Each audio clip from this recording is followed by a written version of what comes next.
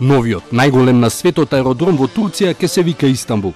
На големата прослава за отварањето присуствуваа лидери од Азија и Африка, додека Европа беше представена од омилената политичка гарда на Ердоган на Балканот, од председателот Ѓорѓе Иванов, босанскиот премиер Денис Звиздич, албанскиот председател Илир Мета, словенечката вице-премиерка Аленка Братушек, косовскиот председател Хашим Тачи, бугарскиот премиер Бојко Борисов до неизбежниот Александар Вучич. Станува збор за колосална градба, изградена на површина од 77 милиони квадратни метри, аеродром способен да оствари 3500 полетувања и слетувања дневно, обслужувајќи 90 милиони патници годишно. Dünyanın en büyükleri arasında yer alan İstanbul Havalimanımızın açılışını yurt dışından gelen kıymetli dostlarımızla birlikte yapıyoruz.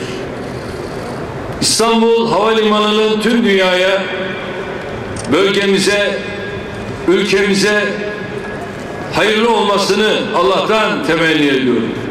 Но, по која цена за само година и половина се изгради најголемиот аеродром на светот? Според единствениот опозицијски вестник во Турција, Џумхуријет, вестник оставен без реклами и со 11 новинари конечно ослободени од затвор и вратени на работа, цената за изградбата е превисока. Не станува збор за пари. Цената е платена со премногу изгубени човечки животи. 200 mrtvi работници за само година и половина. Bu tarihe yetiştiremedikleri için de birçok ceza geleceklerini de biliyorlar. Onun için sürekli işçilerin ensesine sürekli hadi yap bitir şunu ve benzeri işçinin artık gücünden olup artık gerçekten hani koşullar yani günde 7 saat çalışması gerekirken 17-10 saat 20 saat çalışan işçi orada oluyor. Ve bu da haliyle dikkatsizlik oluyor.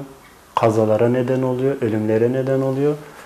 Ve o tarihe yetiştirmesi gereken tarihe asla yetişmeyecek bu şantiye. Eğer yetişirse gerçekten mühürlenecek bir şantiyedir. Yani orada bir mezar hazırlanıyor. Yani Загинати се 27 работници е репликата на министерот за инфраструктура Ахмет Арслан. Но, реалноста е дека никогаш нема да се дојде до официјални бројки. Многумина од загинатите работници се странци, најмени како ефтина работна сила. Летово, кога дел од работниците протестираа барајќи подобри работни услови, преку 400 работници беа веднаш уапсени и прогласени од провладините медиуми за терористи. Аеродромот со сигурност ќе ја живне заспаната турска економија, создавајќи 225.000 нови работни места и внесувајќи 11 милиарди евра годишно во владините каси.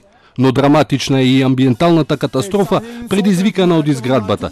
Исечени беа преку 1 милион стебла, од секогаш сметани за белите дробови на Истанбул. Преубавата контролна кула, смислена од пининфарина и во форма на лале, која ќе стане нов символ на градот, дел од својата символика ќе им ја должи и нападнатите работници и на исечените дрва.